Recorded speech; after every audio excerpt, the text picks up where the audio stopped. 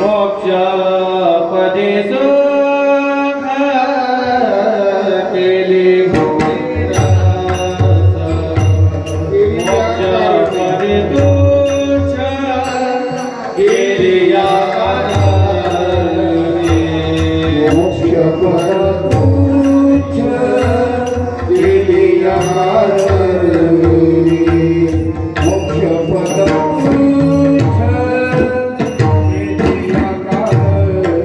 Yeah.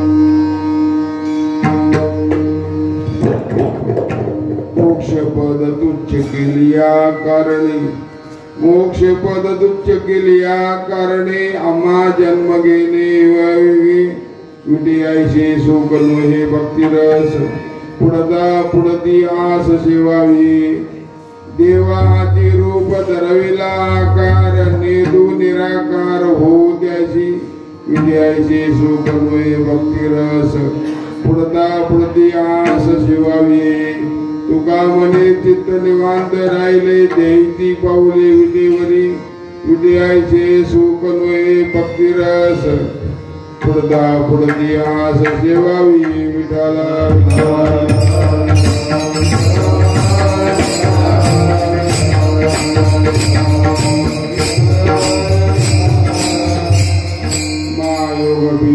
भीमरथ्याम वरम पुंडरीकाय दातुं मुनीन्द्रैः समागत तिष्ठन्तमानन्दकन्दं परब्रह्मलिंगं भजे पांडुरंगं पांडुरंगाकरूपतमनमन दुसरे चरणा संताची या त्यांच्या कृपादानी कधीचा विस्तारू बाबाजी सद्गुरु दास तुका काय माझी वाणी मानेल संताची रंजव चित्ताशा फुल्या जयंती केली स्मरण होय सकळ विद्येचे अधिकरण ते जीवदू श्री चरण श्री गुरुंजे नमस्कारून याता गंगा विशुद्धम तपाद स्पर्शम स्वरूपेष्टितम चुपिदम पुण्यस्थानम सराले सिद्धम तम समाधिस्थम मूर्तिम नमामि गंगा गिरियोगिराजम तपो ज्ञान वैराग्य बहू स्वरूपम सदालंकृतम साधु संन्यास योगम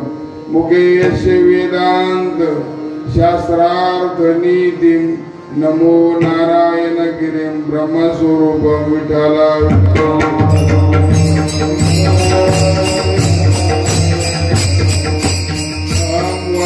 सोम वाग्या प्रेम नगरा वारी सावध होनी भजनी लागा देव करा कैवारी मल्हारीची वारी माझ्या मल्हारीची वारी विठ्ठला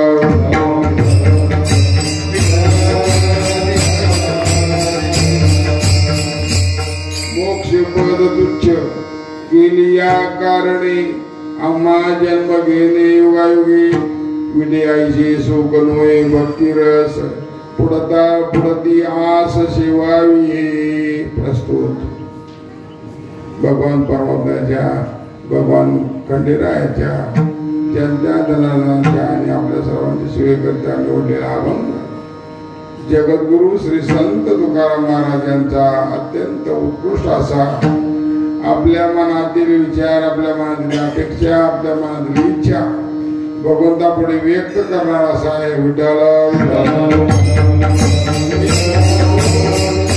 या अभंगामध्ये महाराजांनी एक महत्वाची गोष्ट सांगितली आहे. महाराज म्हणतात आम्ही मोक्षाला तुच्छता समजतो मोक्षाला तुच्छ समजतो कशा करता म्हटले आम्हाला भक्ती करायची म्हणून या दोन गोष्टी या अभंगामध्ये प्रमुख आहेत.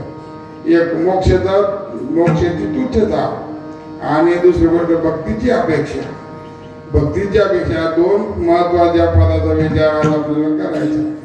मोक्ष काय वस्तू आहे मोक्ष चीज काय आहे त्याची तुच्छता कशा प्रकारे करतात आणि भक्तीची अपेक्षा का करतात या गोष्टीचा विचार करायचा. तत्पूर्वी भगवान खंडेरायाच्या प्रांगणामध्ये श्री क्षेत्र वाकडी खंडोबाची या ठिकाणी आज आपण त्या निमित्ताने या ठिकाणी एकत्रित जमलेलो आहोत. ते म्हणजे कैलासवासी मातृश्री गंगा भागीरथी काय आहे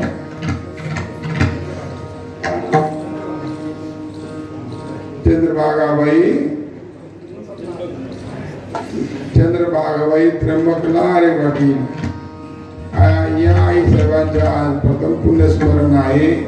परिवारातील सर्वच लारे परिवार त्यांचंही पुण्यस्मरण साजरं करतायत आणि त्या निमित्ताने आपण नेहमीप्रमाणे भगवान खंडेरायाच्या सानिध्यामध्ये आणि सद्गुरू गंगागिरीजी महाराज गुरुवर्य नारायणगिरीजी महाराज या महात्म्याच्या सानिध्यामध्ये आपला परमार्थ जो गेले अनेक वर्ष चालला आणि पुढेही चालणार आहे अशा प्रकारचा परमार्थ करणारे आपण सर्वजण विठाला सगळी मोठी माणसं इथं बसलेली आहेत. पैशावाले नाही म्हणते, फक्त परमार्थातली मोठी माणसं. त्यांनी आपलं आयुष्य पैशामध्ये चिंतामध्ये घालवलं. अशी माणसं आमचे नाना आहेत, आमचे मामा आहेत, आमचे नानाभाऊ आहेत. त्याचप्रमाणे सगळं बसदी मंडळ गावचं आहे. आता सगळ्यांचीच नावं घेणं. आता वाकडी बरीच झाली बघा शाळी किंवा वाकडी बरीच व्हायला लागली. पण सगळ्यांची नावं घेणं गमत असे. गुणानुवाद करता करता दोषारोपण होऊ नये याची जबाबदारी आपली असते. मला तुम्हाला कळेल का? गुणानुवाद करता करता एखाद्याच्या गुणांचं वर्णन करता करता माणसं फार चांगली म्हणता एखाद्या कानाकोपऱ्यामध्ये एखाद्याचं नाव नाही घेतलं गेलं तर त्याचं दोषारोपण आपल्याला लागू नये म्हणून सर्वांना नमस्कार करणं आणि आपल्या विषयाकडे वळणं. विठ्ठल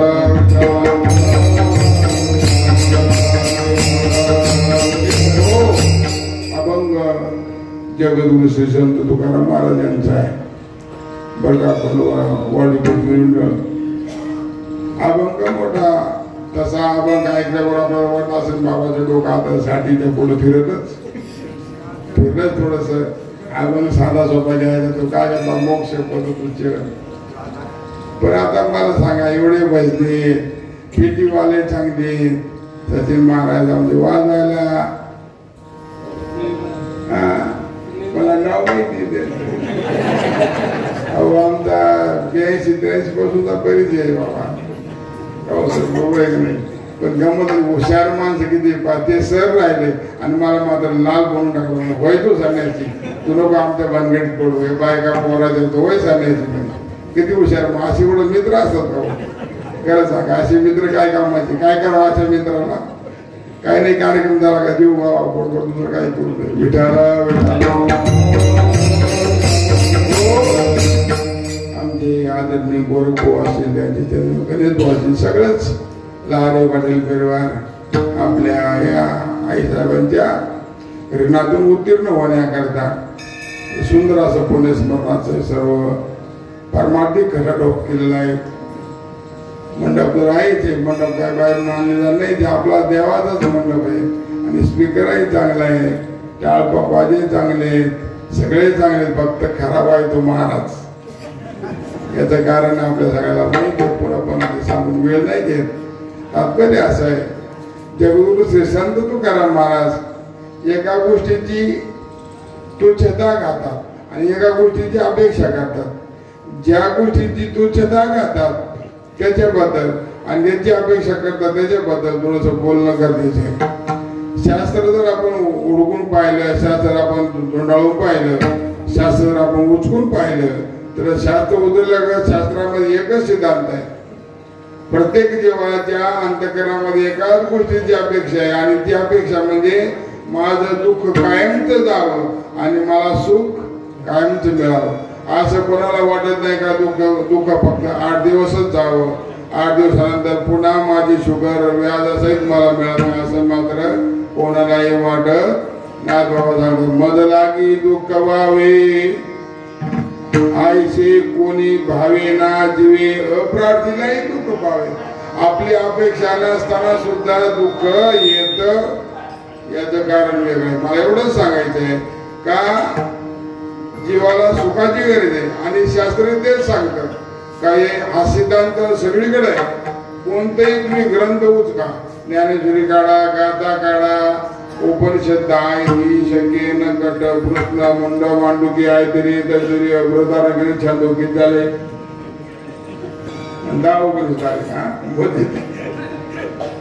तात्पर्य असं आहे. शास्त्रीय उभा झालं होतं मग 10 उपनिषद पाठ केलेच ना, नावं पाठ केले पुढचे उपनिषद नाही सगळे. तात्पर्य विनोद सोडून आता माझं निमच असं होणार आहे वाकडीच्या बाबतीमध्ये सगळे माणसं घरच्यासारखे जवळचे वाटतात म्हणून शाब्दिक विनोद वर चालतो, बाकी काही नसतं. या उपनिषदांचा जर विचार केला तर याच्यामध्ये एक गोष्ट विद्यासागर, ब्रह्मसूत्र, चित्सुकी, भामती वगैरे हे मोठे मोठे ग्रंथ ज्याच्यावर शास्त्र लिहिले गेले. महाराज 14-14, 15-15 वर्ष त्यांनी एक शास्त्र लिहिलं. त्या शास्त्राचं नाव, त्याला स्वतःच्या बायकोचं लग्न होऊन त्याचे फक्त 15 दिवस चालते बरं का सज्जन महाराज. इतकं माणसानं वेड होऊ नये. अति वेडा जर झाला तर एका गोष्टीचं वाटोळ झाल्याशिवाय राहत नाही. आता लग्न होऊन कुठं माणूस येणार आहे काय? 14 वर्ष बायकोला विसरावं असं काय? 14 वर्ष विसरला ना माणूस. 14 वर्ष जेव्हा त्या ग्रंथाची इति झाली म्हणजे समाप्ती झाली लिहून आणि मग विचारला आपण कोण समोर दिसली तेव्हा मंडळी. मग मी त्याला म्हणजे विचार करा म्हणजे 14 वर्षापूर्वी आपलं लग्न झालंय, मी तुमची धर्मपत्नी आहे. आतापर्यंत म्हणजे तुमचं एक कार्य चालू होतं, या कार्यामध्ये मला तुमची जेवढी सेवा करता तेवढी सेवा केली, याच्यामध्ये विक्षेप मी केलेला नाहीये. आणि म्हणून प्रसन्न झालं नवरा. अशा वेळेला प्रसन्नही व्हावं. प्रसन्न म्हणून चांगला मोठा दिपोळीमध्ये मोठा दागिना 22 लाखाचा दागिना मला काय करायचं मजवड द्यायचे. 10 लाखाचा दागिना बघा माझा चांगला मोठा दागिना मागून घ्यायचा. याचा अर्थ महाराज त्या विद्वानाने दागिना दिला. 14 वर्षाचा तपाचा दागिना मिळाला. ते पुस्तक दिलं. आजही विद्वानामध्ये इतकं अवघड पुस्तक आहे. भामती जो ग्रंथ आहे खूप अवघड आहे. सर्वसामान्य माणसाला कळतच नाही. त्यात सांगूच नाही काही. सांगून माणसं डोकं खराब करूच नाही. ज्यांनी ऐकले ना त्याच्या परीक्षेला होते त्यालाच माहिती किती अवघड आहे. तात्पर्य असं आहे. आणि शेवटी बायकोचं नावच ग्रंथाला देऊन टाकलं. याला म्हणतात पुण्य. बायकोचं नाव देऊन टाकलं. त्या ग्रंथाचं नाव भामती. भामती त्यांच्या पत्नीचं नाव आहे. पण ग्रंथ पूर्ण वस्तूवर सेवा केली. 14 वर्ष लागले. अशी माणसं वेळ होतात. पण त्या ग्रंथाचा जर सिद्धांत पाहिला, कशा करता हा ग्रंथ निर्माण झाला, तोही कशा करता झाला, किंवा ग्रंथ शिकल्यानंतर फायदा काय होईल, एकच वाक्य बघा सगळ्या ग्रंथामध्ये एकच वाक्य. मी आपल्याला सांगून जातो, वाटलं तर लिहून घ्या, पाठ करून टाका. आत्यंतिक दुःखाची निवृत्ती आणि परमानंदाची प्राप्ती. आपल्याला काय पाहिजे? ते सुख पाहिजे की नाही? सुख नाही देवाकडे. दुसरा सुखी जगामध्ये कोणी जगी सर्व सुखी असा कोण आहे?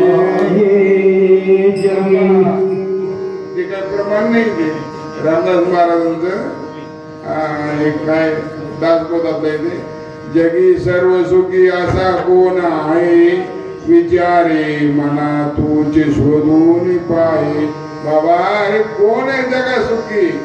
जे सुखी म्हणतात ते त्या रामायणामध्ये असं म्हटलेलं आहे, जगामध्ये कोणी सुख नाही. जो देखे सुख म्हणायचे नाही. मी फक्त काय करतोय, नवीन गोरे त्याच्याकडे असत ना टांग्यावाला शौकीन, तो काय करतो उगाच हौशीन म्हणून धरेतून पळवतीत पर्यंत आण माग, पळवतीत पर्यंत आण माग. तसं माझं काम. आवाज चालत नाही, फक्त स्वरावर लाख रुपये मी मांडण्याचा प्रयत्न करतो. त्याला म्हणजे दुःखाची निवृत्ती आणि परमानंदाची प्राप्ती. याचं नाव मोक्ष. याला मोक्ष असं म्हणतात. म्हणजे सुख जावं, सुख मिळावं आणि दुःख कायमचं जावं असं जेव्हा. आपल्या प्रत्येकाला बसलेल्या पैकी सगळ्यांना असं वाटतं का गेले 8-10 वर्षापासून शुगरच्या गोळ्या खातो, तेव्हा 2 महिने शुगर जाऊ दे, जाऊ दे, आणि पुन्हा 2 महिन्यानंतर वेळेला ब्लड प्रेशर सहित येऊ दे पुन्हा. असं वाटतं कोणाला? मला तर असं वाटतं. मी आता 4 वर्ष झाले, मला वाटतं तेव्हा आता हे जाऊ दे, मला उभं राहून कीर्तन करत नाही ना, मजा येत नाही ना. त्याच्यापेक्षा माझा स्वभाव असा आहे, कीर्तना भजनामध्ये व्यवहारामध्ये स्वभाव असा आहे, मला गोईट्या हाकायची सवय नाही. मला कळवतं बा, नाही तर म्हाताऱ्या माणसाकडून ऐका, मला गोईट्या हाकायची सवय नाही, मला पाय देऊन हाकायची सवय आहे. आता काय हाकायची सवय तुम्हाला कळालं? माझा स्वभाव होतो, त्याला काय कळतं? कारण पाय दिल्याशिवाय बेटी वर येत नाही. काय पाय दिल्याशिवाय, बरोबर आहे की नाही बाबा? वा, तात्पर्य विनोद जाऊ द्या बाजूला. आत्यंतिक दुःखाची निवृत्ती आणि परमानंदाची प्राप्ती. म्हणजे दुःखही गेलं पाहिजे आणि सुखही आलं पाहिजे. नुसतं दुःख जाऊनही जमणार नाही, तर नुसतं सुख प्राप्त होऊनही जमणार नाही. आता सुखी नाही का आपण? आपल्याला काही त्रास आहे, 2 तास कीर्तन ऐकायचंय, 12 आरती झाली का भगवंताच्या कोणोबराच्या पाया पडायचं आणि मस्त पंगतदारीला पटून आणायचं. काही माग पुढे विचार करायचा, काय सुख नाही, काय दुःख थोडंच आहे. परंतु एवढ्या सुखाला आपण सुख मानत, आपल्याला कायमचं सुख पाहिजे महाराज, कायमचं सुख पाहिजे. आणि हे मात्र परमात्म्याशिवाय मिळणार नाही. सुखरूप आईसा तुझा कोण सांगा, सुखरूप आईसा तुझा कोण सांगा, सुखरूप आईसा तुझा कोण सांगा, सुखरूप आईसा तुझा कोण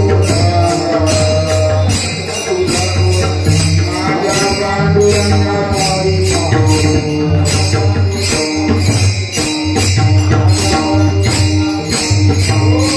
माझ्या पांडुरंगा सारखा सुखरूप जगामध्ये दुसरा कोणी नाही मानत. म्हणून आपल्या व्यवहारात म्हणतात एक पुती रेडे, सात पुती रेडे आणि निपुती. ज्याला एक मुलगा आहे तोही रडतो, त्याला 7 मुलं आहेत तोही रडतो. कारण 7 अजून कोणी सांभाळत नाही, 7 अजून उपयोग नाही, त्याला मुलगाच नाही तोही रडतो. शेवटी सगळ्यांच्या पुढं रड, घराच्या पुढं काय म्हणून सुखी नाही आपण.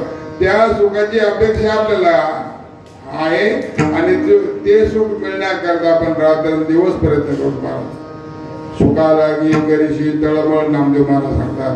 तरी तू सासरवडीला जाई एक वेळ,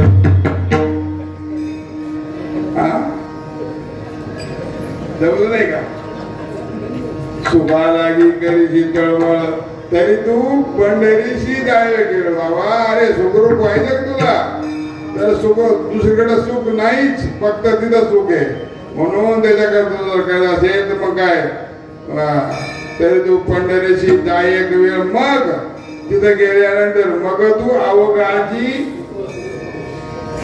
पाठी मला, मग तू अवघाची तू वाऱ्याला डोंतूर वाकडे तिकडे गेला बाबा. नाही जमायची, मका पेरायची, आंब पेरायचे, वाऱ्याला आपण आपल्या संसारामध्ये राहतो. तात्पर्य असे सुख माणसाला हवंय आणि दुःख कायमच जावं. दुःख आपल्याला राहावं असं वाटत नाही. मला थोडं सुद्धा साधं डोकं सुद्धा दुखू नये, आपलं कधी दुखू नये, आयुष्यात दुखू नये, मरेपर्यंत दुखू नये, मेल्यावरही दुखू नये.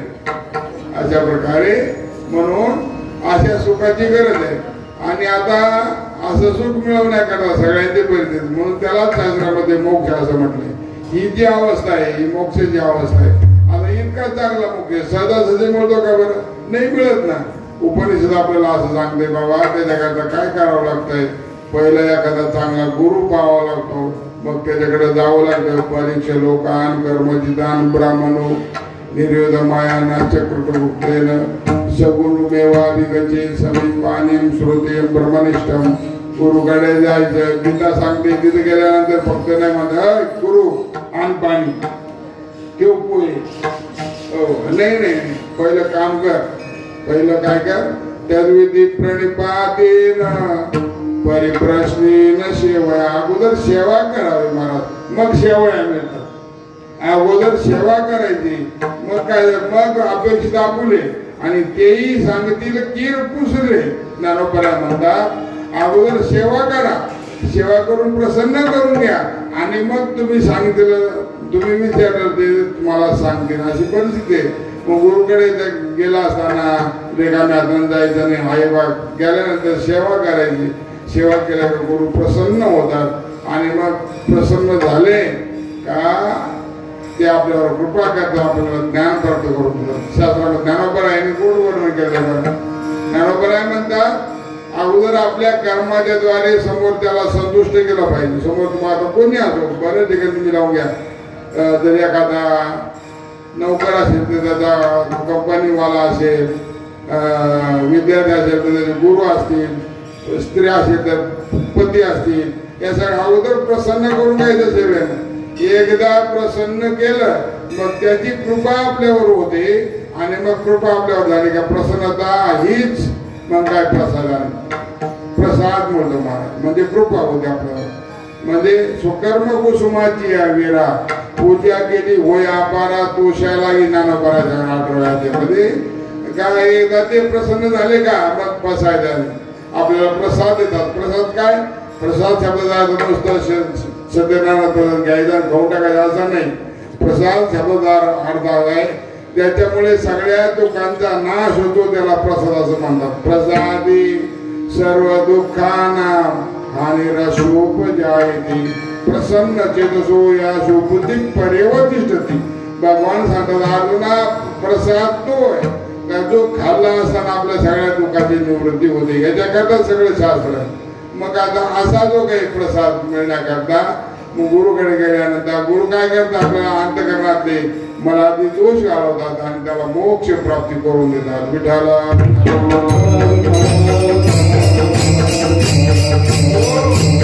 आणि हा वेदांत शास्त्रामध्ये चौथा पुरुषार्थ सांगितलेला आहे.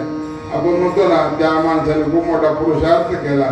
आपण ज्यांचं नाव काढतो आज इतिहासामध्ये छत्रपती शिवाजी महाराज किंवा छत्रपती संभाजी महाराज, छत्रपती राणा, महाराणा प्रताप, झाशीची राणी यांची नावं का काढतो तर आपण त्यांनी काहीतरी पुरुषार्थ केलेला असतो आणि म्हणून त्यांचं नाव निघतं. मला तसं पुरुषार्थ 4 प्रकारचे आहेत.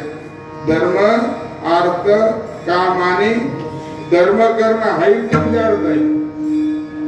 काम प्राप्त करणं हाही काय आहे, पुरुषार्थ आहे. पुरुषार्थ मला संसारामध्ये त्याला पुरुषार्थ मला त्याच्यावर जास्त बोलायची काही गरज नाही. आणि धर्म, अर्थ, पैसा मिळवणं सुद्धा काय आहे, पुरुषार्थ आहे. महाराज तुम्ही डायरेक्ट कष्ट केले म्हणजे पुरुषार्थ केला. फुकट मिळालं नाही, मला कोणाचं फुकट मिळालेलं नाही, सापडलेलं नाही. कुठे कुठं धन सापडलेलं नाही, कष्टाने कमवलं म्हणजे प्रयत्नवादी, त्याला पुरुषार्थी असं म्हटलं जातं. धर्म, अर्थ, काम आणि चौथा पुरुषार्थ आहे मोक्ष. मोक्ष हा पुरुषार्थ मिळवायचा. त्याच्याकरता मग मी सगळे कष्ट सांगितले तेवढे करावं लागतं. आणि एवढं सगळं त्या ज्ञान फक्त करून घ्यायचं, ज्ञानाच्या द्वारे अंतःकरणाचे दोष घालवायचे. आता हे सगळं झोपायचे औषध आहे बरं का.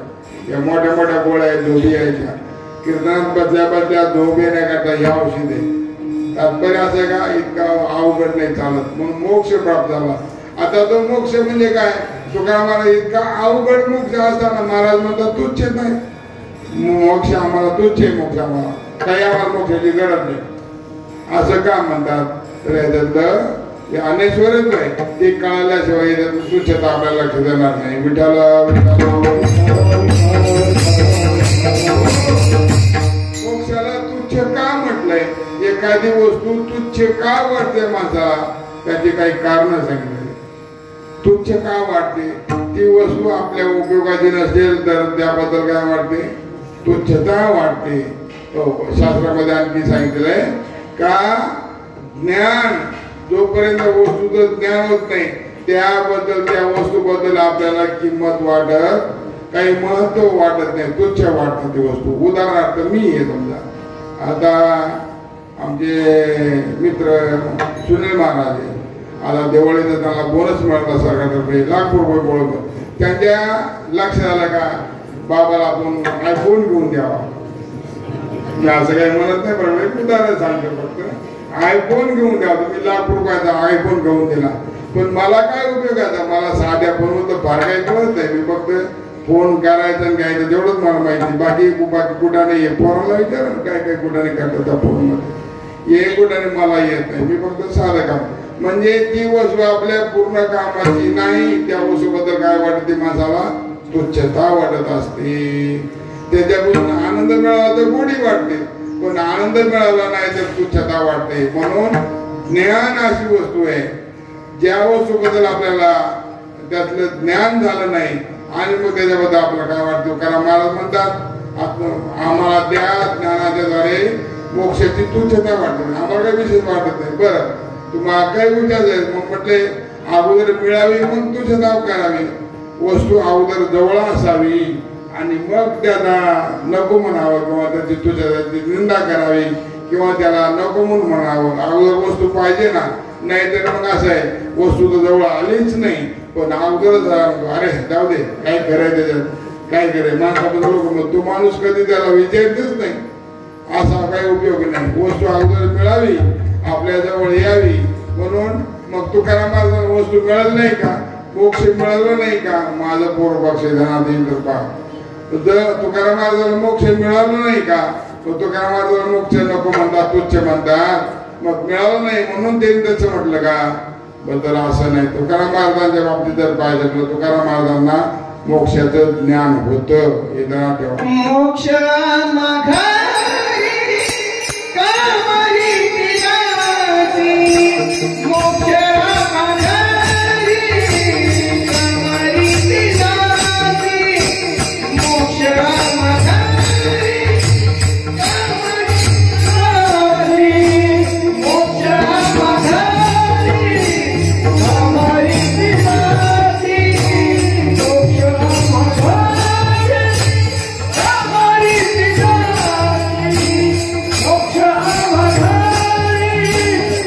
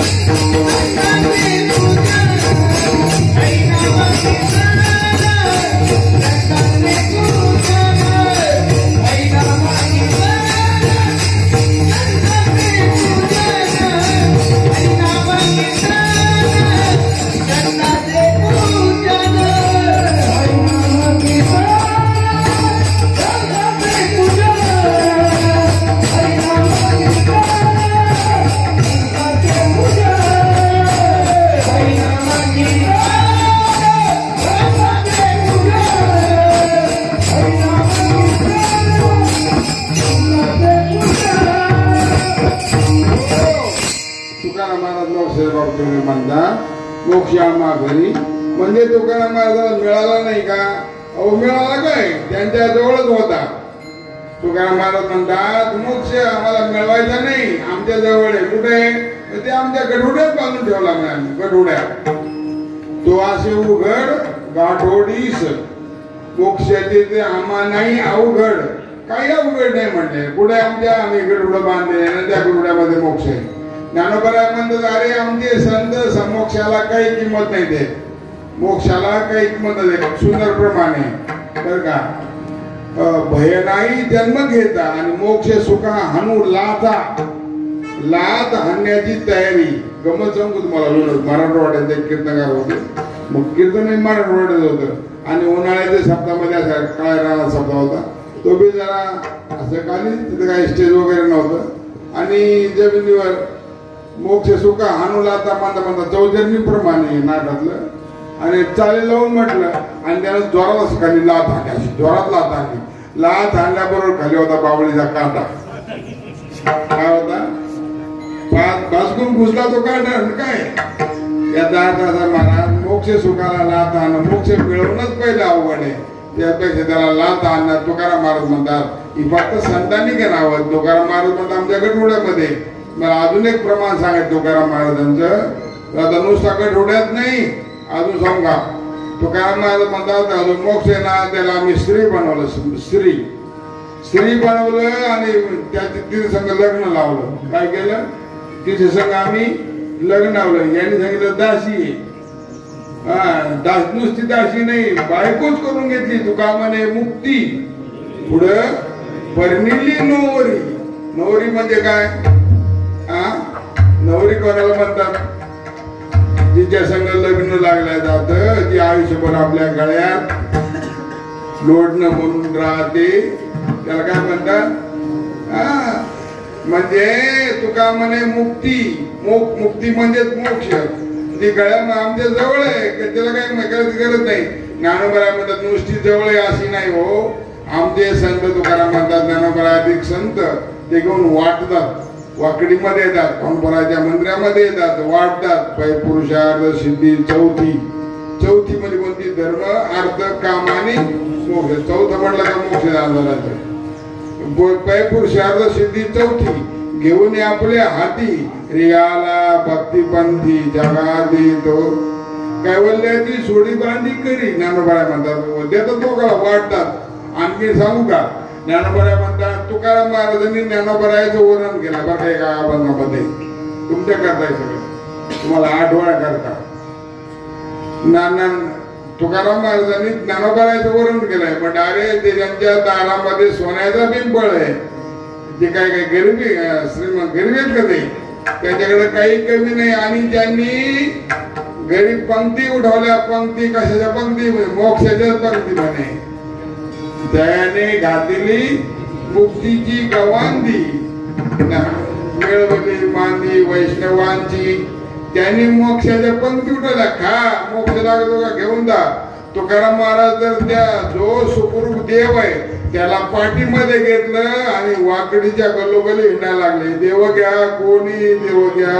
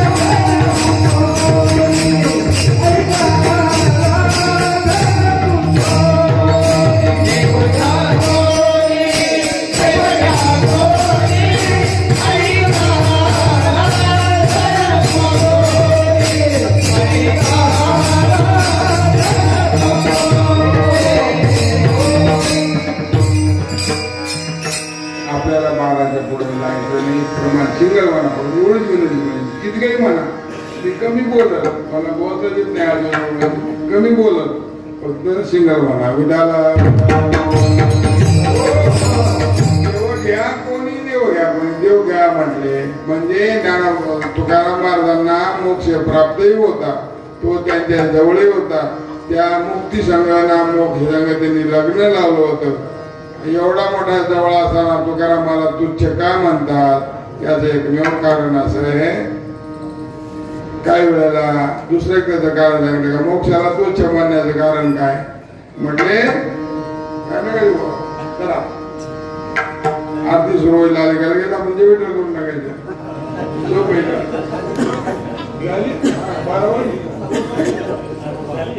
माझं काय 4 वाजेपर्यंत आपलं काय काम गायावाले पहा तुमच्या दुधाचं काय होईल व्यवस्था लावून आले का.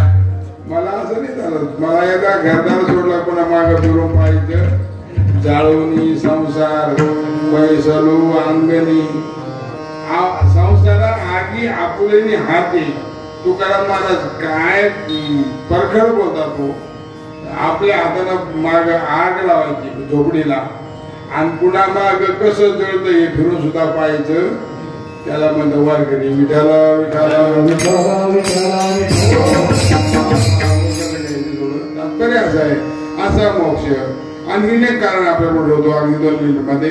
काही वेळेला काय होतं वस्तूची किंमत न कळल्यामुळे वस्तूच्या अप्राप्तीमुळे वस्तूच्या अज्ञानामुळे माणूस त्या वस्तूला तुच्छ म्हणतो. तसं तुकाराम महाराज वस्तूची किंमत कळली नाही म्हणून तुकाराम महाराज ते आमच्याकडे आहे तो मिळवण्याची आम्हाला काही गरज नाही आमच्या जवळच आहे.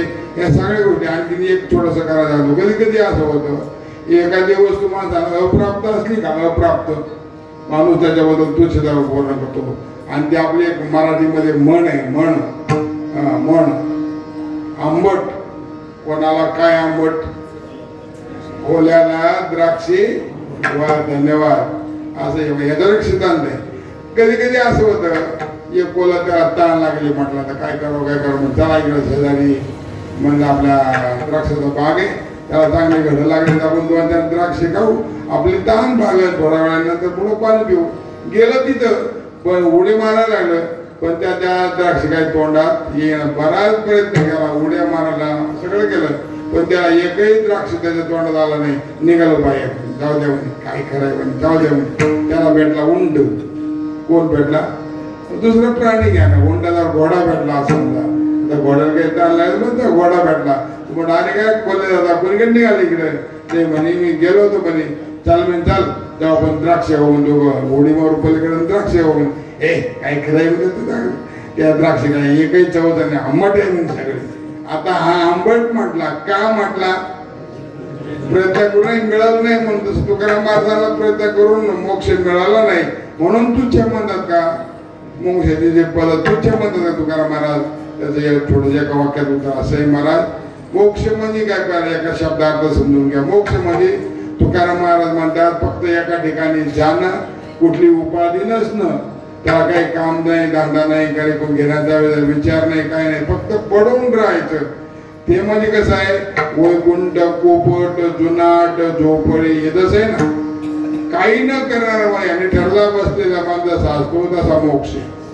मोक्षामध्ये कर्मच नाही ना नैवतच करते ना तो गीता सांगते तो अवघड होईल ते सोपं करून सांगतो त्याला काही काम नाही धाम नाही त्याला म्हणतात मोक्ष काय करायचं तुकाराम महाराज आहे आम्हाला आवडतात आम्हाला काय पाहिजे आम्हाला भजन पाहिजे भक्ती पाहिजे आणि त्याचं तिथं होत नाही मग त्याचा आम्हाला काय करा जाऊ म्हणजे वस्तूंची उपयोग नाही त्याचा आम्हाला काही आणि म्हणून याकरता तुकाराम महाराज म्हणतात आम्ही तुच्छ केलं कशा करता मग आता दुसरा महत्वाचा मुद्दा का जन्म घेणं एवढं सोपं आहे का अवघड आहे आता सगळं सांगितलं आणखीन वेळ लागेल नव मास कष्ट राशी दाव्याने प्रसूत झाली येदाची कर्मदार तुझी मान अडकली आकांतोजनाने दुखीदाय मोकली स्मरे द्या हरिहरा ध्याय श्रीकृष्ण माऊली होय किती त्रास होतो बालपणचा त्रास आईच्या उदरामध्ये असताना 9 महिन्याचा त्रास होतोय सगळं सांगत बसत तुम्ही ऐकलेलं नाही एवढं सगळं जन्माचं तुकाराम महाराज एवढा अवघड कठीण मोक्ष त्याला तुच्छ म्हणतात आणि ते अगदी दुःखात्मक आहे ते मी पुन्हा घेईन म्हणतात घेईन मी जन्म याच्यासाठी देवा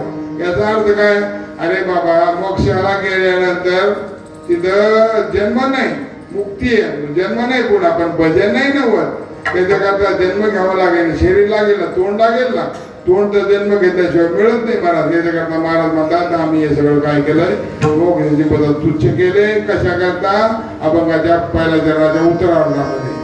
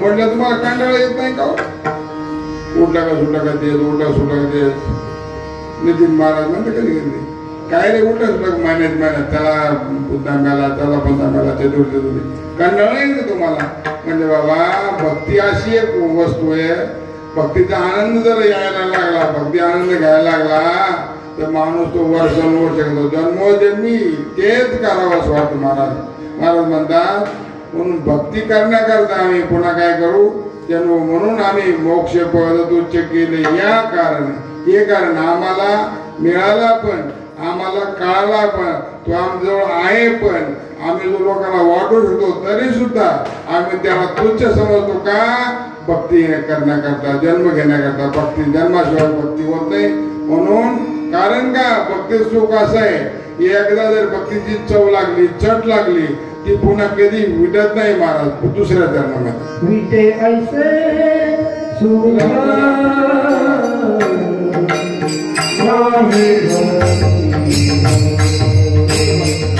विटे ऐसे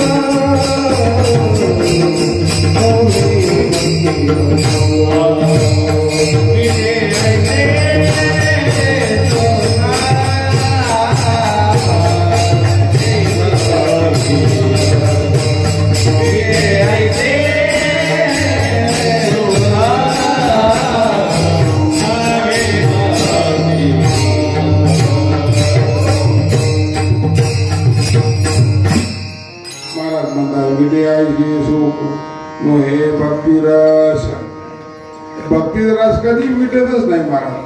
भक्तीमध्ये रमान झाला तर बर का, नाहीतर मारुतीच्या मंदिराजवळ ते सगळे लोक या गावातले सोडून देवळाच्या जवळचे लोक ना भजनी पाहिलं का त्यांचं डोकं उठत कोबट डोकं उठत.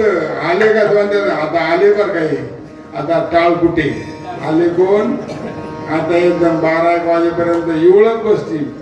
मला अजून कळलं नाही का भजन मध्ये इवळ नाही. इवळत कोण इवळत बोला, स्पष्ट बोला कोण इवळत. आणि मग म्हातारे माणसं म्हाताऱ्या बाया म्हणतात, बाया आज इवळायला लागले कोणतरी.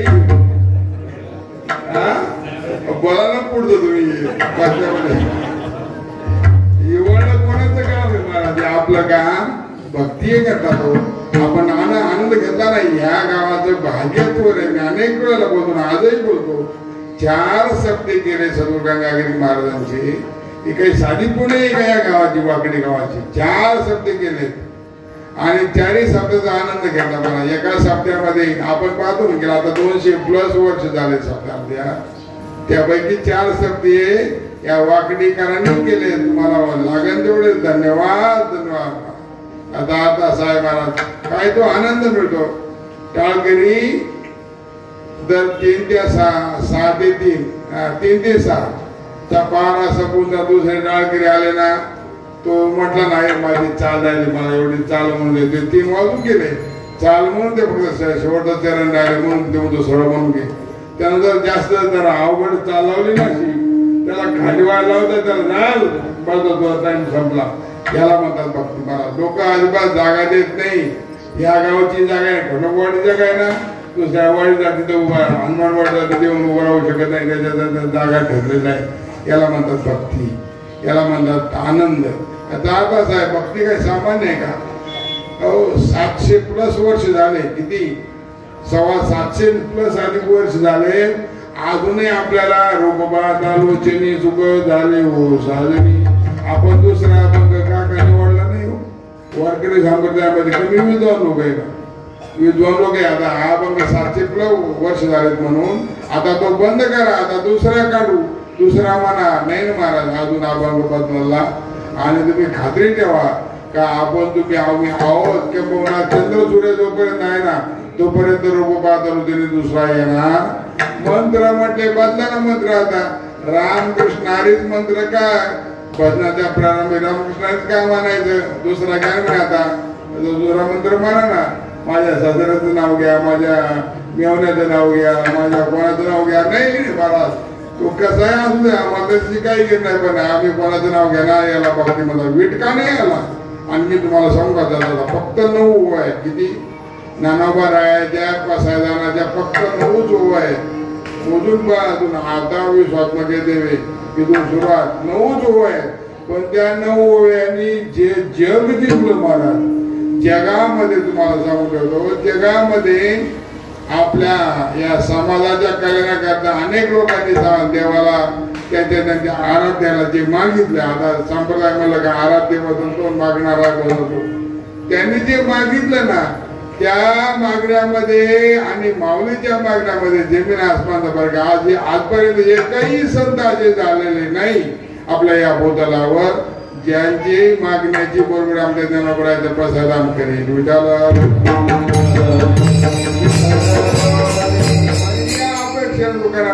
मोक्ष पद तुच्छ केले या कारणे याच्याकरता केलं म्हणे आम्ही, त्याच्याकरता भक्ती करत नाही म्हणून.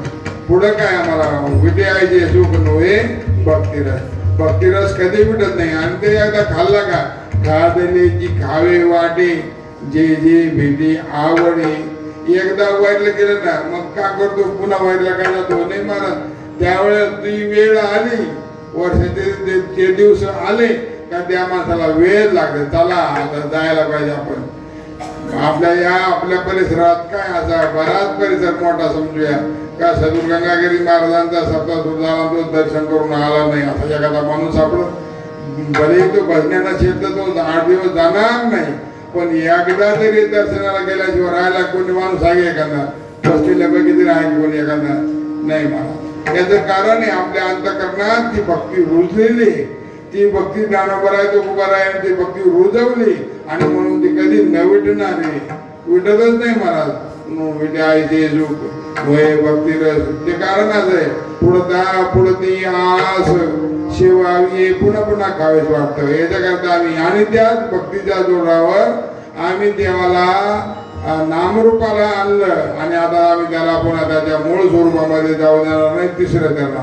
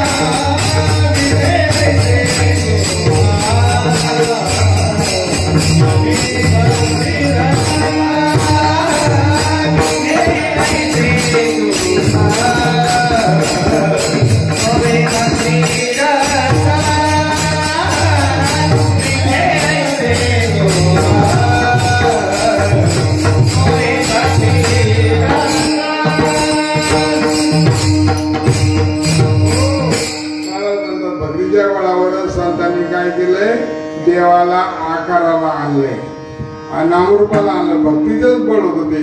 त्याच्यामुळे देव आले सगुण स्वरूपामध्ये आहे. नामरूप त्याने धारण केलेलं आहे.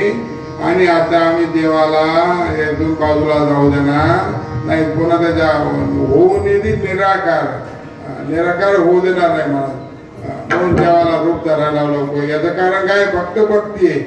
देव भक्तीच्या बळावर आला. देव काय कोणा श्रीमंताच्या बळावर आलेला स्पष्ट म्हणा काही हरकत नाही. देव फक्त भक्तीच्या. पुंडलिकरायाने काय केलं फक्त भक्ती आणि लाई रूपा बळी करुणी खळी हरिदासी देवाला रूप धरायला लावलं महाराज. ही ताकद कशाची आहे फक्त भक्तीची आहे. आणि त्यामुळेच महाराज म्हणतात भक्ती केल्यामुळं आणखीन काय फायदा झाला. आमचं चित्त निवांत राहिलं आणि आता आम्ही त्या प्रमाणाच्या पायावर डोकं ठेवणार. ती पाय पुन्हा कधी विसरणार नाही. शेवटच्या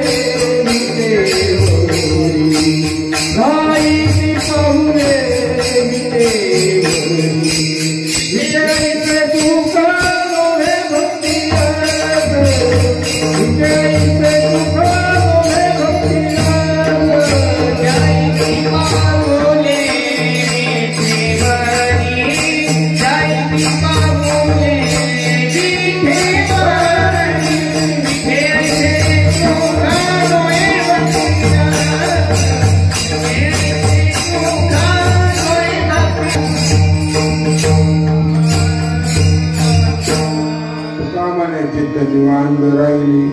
ती बोले चित्त स्थिर झाले. चित्त स्थिर झाले. या चित्ताबद्दल आपण थोडस बोलणार आहे. त्यापूर्वी आपण याला मोठ्या प्रेमाने भजन करून उडेल अगदी 5 मिनिटांमध्ये आपल्याला आपल्या केल्याशिवाय पाहिजे समाप्त करायची. तत्पूर्वी याला मोठ्या प्रेमाने आपण भजन करू. डोबार कुमारी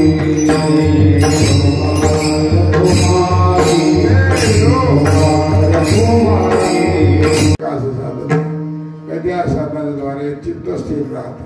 बाकी कुठल्याही विषयाने चित्त स्थिर राहते. चित्त हा जो धर्म आहे हा अंतःकरणाचा धर्म आहे. थोडंसं 2 मिनिटं ऐकावं लागेल. अंतःकरणाचे त्या धर्म मन बुद्धी चित्त आणि अहंकार यातला एकही चांगला नाही. मन सारखं चंचल आहे. एका जागेवर बसत नाही. बहुत चंचल फळ जाता येता न लगे वेळ चंचला मी मन कृष्ण गीतेमध्ये त्याचं वर्णन केलं आहे. या मनाचं क्या काढू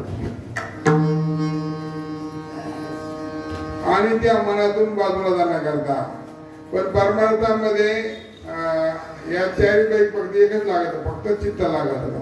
चित्त मिले सो सब कुछ मिले नाही तो फुकट संग. म्हणजे परमार्थ केला देवाच्या सानिध्यामध्ये राहतो पण चित्त जागेवर नाही. उपयोग काय? त्याचा फायदा होत नाही. म्हणून चित्त स्थिर असलं पाहिजे. एका चित्ताची महाराज म्हणतात या भक्तीचा फायदा आमचा असा झाला आमच्या चित्तावर पुन्हा कशाची अपेक्षा राहिली नाही. असं म्हटलेलं आहे. नैवतस्य कृते नाकृतीने कशन किंवा स्थिर राहिलेलं चित्तामध्ये भगवंताचं चिंतन होत. असं मग चित्ती हृदय पाय डोळा रोपाचे ध्यान. आपण आता काकाला म्हणतो सगळे मंगळ काकडा संध्याकाळ सकाळी काकडा राहतो. संध्याकाळी काकडा सकाळी राहतो. आणि काकड्यामध्ये चित्ती तुझे पाय चित्त मिळाल का? चित्त स्थिर पाहिजे. मला चित्त जागेवर असलं का सगळं होतं. चित्त स्थिर नसलं तर कुठले काय होत नाही. म्हणून तुकाराम महाराजांचे गुरु कोणाचं नाव मला तुमच्या ध्यानात येईल. मी सांगणारही नाही. तुम्ही आठवा शेजारी बाजारी विचारा. मला माहित नाही असं नाही बरं का. तुम्हाला तुम्ही सांगितलं नाही तुम्हाला माहित नाही. त्यावेळेला आले त्यांच्या घरी आले. आता साधू हट्टी असतात. साधूच काय महाराज एक श्लोक म्हणायचे तुम्हाला आठवण करून देतो. क्वचित नष्टा क्वचित भ्रष्टा क्वचित भूत पिशाचवत नाना रूप धरा योगी विचरंती मैतली. असे काही महात्म्याने बदल राहतात. आणि मग ते आले एकदा भावाकडे असे लोक आले होते. अहो ते एखाद्या दिवशी आम्हाला जेवणच पाहिजे म्हणे. भावाने माझ्याकडे पैसे नाही. पैसे म्हणजे गाडी नाही. गाडी नाही कमाल पैसे आम्हाला जेवण काय लोक आमच्या लोकांचा ताल कुठे भिडं नाही सांगता येत नाही मला. अरे अवघड काम आहे आमच्या लोकांचं. आणि म्हणून आमच्या लोकांचा कोणी नादी लागत नाही. फक्त पाया पडलं का बाबा ठीक आहे बाहेर हळूच सटकून जातात. नादी कोणी लागत नाही. लागूही नाही. कसं ना तुकाराम महाराज म्हणतात आम्ही बिघडलो ना. तुम्ही काय बिघडता? आम्ही बिघडलो तुम्ही बिघडा ना. बिघडणा शब्द अर्थ वेगळा करा. आम्ही बी घडलो आणि तुम्ही बी घडा. तुम्ही सुद्धा घडा असा अर्थ त्याचा. पण आम्ही बिघडलो. आता आम्ही बिघडलो तुम्ही काय बिघडता? म्हणजे साधू लोकांच्या नादी लागू नये. तात्पर्य असं का तुकाराम महाराज गुरु आले आणि काय म्हणे मला म्हणजे मला स्वयंपाक करायचं मला तूप दे म्हणे. तुकाराम महाराजांना काय मागितलं? तूप मागितलं. तूप ते कोणतं? ते पूर्वीच्या काळामध्ये डालडा वगैरे यायचं ते नाही. गावरानच तूप लागेल मला. ते चांगल्या गाईचं तूप लागेल. गावरान गाईचं तूप किती आणू? 22 किलो. पैशावाले होते गुरुजी. मग काय किती आणायचं तूप? याराचे कसं किती नाही म्हणलं आम्हाला फक्त पावशेर लागतं. फक्त काय लागतं? पावशेर तुपामध्ये गुळ कुष्ट नाही महाराज. हे पावशेर तूप म्हणजे आपण दुकानात मिळतं ते तूप नाही. गायपासून दुधापासून निर्माण झालेलं तूप नाही. एवढं शाब्दिक काय का फार महत्वाचं आहे. तूप आमच्या जीवनामध्ये हीच उणीव आहे. आपल्याकडे बाकीचं पुष्कळ आहे. पण आहे बुद्धी आहे चित्त आहे अहंकार तर भरपूर आहे. पण आपल्याकडे नेमकं ही गोष्ट नाही. पावशेर आपण देवाला देत नाही. तसं हे पावशेर द्यायचे. हे पावशेर काय? 1 किलो ते 4 बाकी तर एक बाकी होतो. बरोबर आहे का नाही? माझं काही चोर काय मी काय दुकानदार नाही बघा. 1 किलोचे जर 4 भाग गेले तर 4था भाग किती होतो? पावशेर एक अंतकरण आहे 1 किलो आहे याचे 4 भाग मन बुद्धी चित्त आणि अहंकार की झाले 4 याचा 1 भाग मागितला त्याने कोणता मागितला आणि पावशेर तो भोजना मागती तुप पावशेर तूप मागितला हरिपाठामध्ये आहे ना पडाला विसर स्वप्ना माझी पावशेर तूप मागितलं म्हणजे चित्त मागितलं हे महत्वाचं मन बुद्धी चित्त आणि अहंकार यातलं चित्त उचला तरी 3 राहते 3 पावशेर आणि हा 1 पावशेर अशा प्रकारे 1 बंद 1 किलो होतं अंतःकरण आहे तुमचं आमचं म्हणून परमार्थामध्ये चित्त द्यावा चित्त दिलं तरच उपयोग आहे कुठेही कोणतंही कर्म असू द्या त्याच्यामध्ये चित्त द्यायचंय महाराज म्हणतात भक्तीच्या नादी लावलं का चित्त मग स्थिर राहतं जीवनामध्ये भक्ती घडण्याकरता ज्याचं चित्त स्थिर आहे चंचल चित्तामध्ये कधी भक्ती घडत नाही चित्त स्थिर पाहिजे काय ठीक आहे दुनिया आहे आपण आपल्या मस्तीमध्ये राहायचं त्या प्रकारे तरच माणूस काहीतरी भक्ती करू शकतो आणि ते चित्त महाराज म्हणतात तू काय म्हणे चित्त निवांत राहिले आमचं चित्त निवांत राहिलं महाराज कशामुळं द्यायची पाऊले विटेवरी आम्ही फक्त पांडुरंगाच्या पायाचं ध्यान केलं म्हणून पायाचं ध्यान करा पाय ओढण्याचं ध्यान करू ओढणाराची संगती करू पाय ओढण्याचे करू नका काही नाही देवाच्या फक्त पायाचं ध्यान करायचं महाराज सुंदरती ध्यान उभे विटेवरी समजन सरोजम सांद्र निरांबुदाभम जगरणीत पाणी मंडन मंडनानाम तरुण तुळसी माला कंदारम कंजनेत्रम सदैवलासम विठ्ठलम चिंतयामी त्या विठ्ठलाचं काय करायचंय बाकी सगळं चांगलं आहे सुंदर मुख साजरे सुंदर ते ज्ञान पूर्ण आपण समजलं फक्त चरण पाहिजे आपल्या तुकाराम महाराजांच्या चित्तामध्ये काय ठेवा फक्त चरण ठेवा आणि मग एकदा जर चित्तामध्ये ते पाय असले का मग तुम्हाला मोक्षाचाही फार अवघड नाही तुम्हाला भक्ती घडेल जीवन सुखी होईल आणि हेच खरं जीवनाचं सुख आहे महाराज यापेक्षा जीवनात वेगळं सुख तुम्हाला आणखीन एक वाक्य सांगू जाताना पदार्थापासून मिळालेलं सुख पदार्थापासून वस्तूपासून आता तर विस्तार करायला आणखी तासभर जाईल वस्तूपासून पदार्थापासून मिळालेलं सुख या सुखाच्या पाठीमाग दोष लागलेले आहेत काहीला जवळचा दोष आहे काहीला लांबचा दोष आहे अनेक दोष आहे त्याच्यामध्ये वेगवेगळ्या प्रकारचे दोष आहेत म्हणून काहीचा स्वभाव नाशे काहीचा परदा नाशे काहीचा आश्रय नाशे किती वेदांत किती सांगावा महाराज म्हणून जोपर्यंत तुमचं चित्त स्थिर होत नाही तोपर्यंत तुमच्या कर्मालाही फार महत्व नाही म्हणतो कारण मला म्हणतात भक्तीमध्ये जी ताकद आहे एकदा माणूस रंगला का असो आईसा कोटी आठवची नाही देईचा विजयी भोगू दशा काही ध्यान राहत नाही काय राहत नाही वारीला जाणारी भजनी मंडळ आहे आपण हे वारीला जाणारी माणसं असणार 20-20 किलोमीटर चालतो ना आता तुम्हाला म्हणलं चला जेवण झाल्यानंतर इथून आपण गावात पायी जाऊ तुम्हाला काय आपल्याला चालायचं नाही काढणार आपण घरी जाऊन गाडी बोलू मित्राची बोलू कोणाला बोलू मला घेऊन जाईल तर नाही चालणार पण वारीच्या वाटाला लागलं महाराज गंमतच आहे माझ्याच माझ्या असे 30-30 किलोमीटर चालता तो 30 किलोमीटर आळंदी ते नाही पुणे ते सासवड हा जो मुक्काम 31 किलोमीटरचा मुक्काम आहे जे कोणी गेले असेल माऊली सोहळा बरोबर 31 किलोमीटर त्या दिवे घाटे तो चढायचा पण त्या घाटामध्ये जेवढे भजनी उड्या मारतात तरुण भजनी बरं का वयवर्ध माणसं नाही सांगत पण तो शरीराच्या अंदर त्या गोष्टी होणार नाही सामान्य होत आहे पण पोपटे उड्या मारतात आणि त्या घाटामध्ये पप्पा वाजवले त्या काळामध्ये काही पप्पाची म्हणून तो आनंदच वेगळा आहे मला भक्तीच्या द्वारे मिळणारा जो आनंद आहे आनंदच वेगळा आहे महाराज म्हणतात याच्याकरता काय करायचं ध्यायती पाऊली विटेवरी फक्त भगवंताच्या पायाचं चिंतन करा जीवनामध्ये दुसरं काही करू नका धन दौलत आपल्या नशिबानं प्रवर्तन येणारच आहे ते कोणी नेत नाही ते फक्त आपण संतांच्या सानिध्यामध्ये राहून फक्त चिंतन करायचं ज्ञानेश्वर